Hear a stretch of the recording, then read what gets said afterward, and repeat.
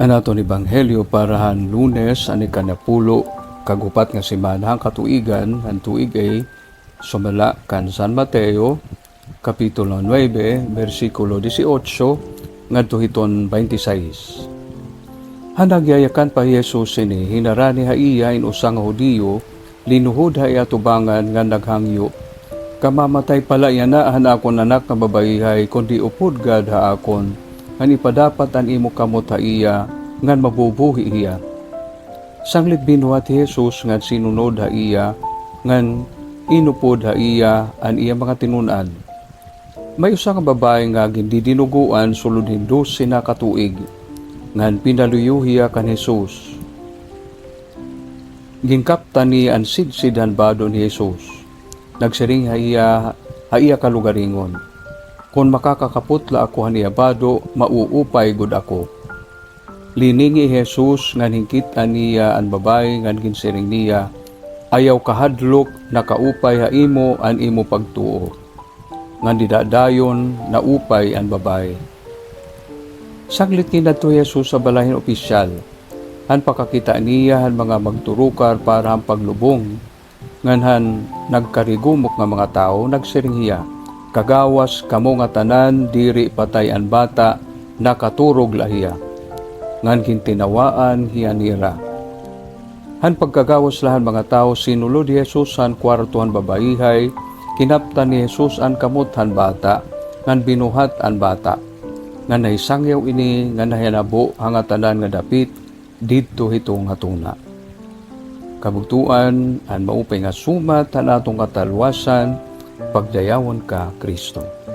Paraan nga maupay nga takna haaton nga tanan. Hingka makalilipay pamatian han aton ebanghelyo nga nagpapahayag haaton induha nga importante nga kinaiya ni Jesus. Iya siyahan an Ginoo han maupay nga panlawas. Iya an Ginoo nga magtarambal. Ikaduha, iya an Ginoo han kamatayon. Isa na kamatayon diri nakakadaog ha iya. Ato nakita an siyahan didaan babae nga gindinuguan hindu si katuig. Nakamatuoran la kabugtuan an kamutangan ng babae usa nga makaluluoy nga butang kay didahitong balaw dit pangudiyo kun ada kay sugod nga kamutangan diri ka ngani makakahimuhin pagsingba dito ang templo kay an pagtanaw na imo an imig kasi Hudiyo usa ka nga mahugaw ritually unclean ka karoy singon diri ka makakahimo pagsingba dito sa sulodhan templo di ka makakasulodhan balayhan Dios.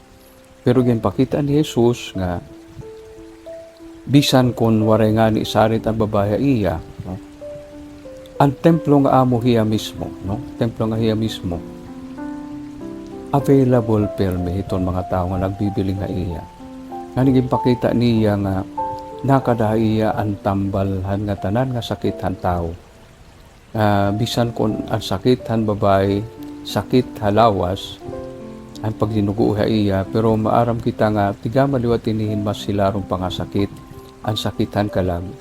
Ang dugo simbolohin kinabuhi. Kung ikaw hindi dinuguan ka na, karig singunan imo kinabuhi, nagtitikawaran ha imo. Sanglitang katambal niya, nagsusumat pa iniha aton liwat nga Jesus manggod ang Ginoo ang kinabuhi. Gan ini, mas napamatud-an han iya ginbuhat han anakan opisyal na iya laging kaptan, ngan nabuhi ang bata. Tinuod nga namatay ang bata pero tinuod yang naging buhi ni Jesus. Makakasaling ba kita nga ini resurrection? Itong kadaman hiton kaurugan hiton mga eksperto at Biblia hintatawag la ini nga resuscitation. Kay itong kakaiban hini, itong resuscitation nabalik kalangahohan imo tunanon nga panlawas. Itong resurrection nababag-o ka na na hinunugad ka na hanaban nga lawas ni Jesus. Sanglito sa ini nga angin naton pamalandungon nga si Jesus ang Ginoo ang kinabuhi iya ang Ginoo han maupay nga panlawas, maupay nga kahimtang nga kalag, iya gud ang tinuod nga magtalalwas. Sanglit waray duda kinahanglan na daron kita iya. Hinumdum ako usa nga manunurat nga nagsiring nga kung baga musika, no? Iton kinabuhi din hatuna sugad ba nagsasasarang nga mga nota, pero pag abot ni Jesus ini nga nagsasasarang nga mga nota nahimo nga maupay nga kanta. Sanglit nagpapasalamat kami Ginoo amay namon nga Dios tungod ani pagpadaran imo anak, himuo kami nga maging tinuod nga puno hin pagtuo sugad han babae ngan sugad han opisyal. Basi liwat kami kumarawat han iya gugma nga nakakatambal ug nakakatalwas, tikang han maraot nga panlawas ug maraot nga kahimtang nga kalag, ngada hin kinabuhi nga bugos. Pinaagi kaniya Kristo nga among Ginoo. Amen.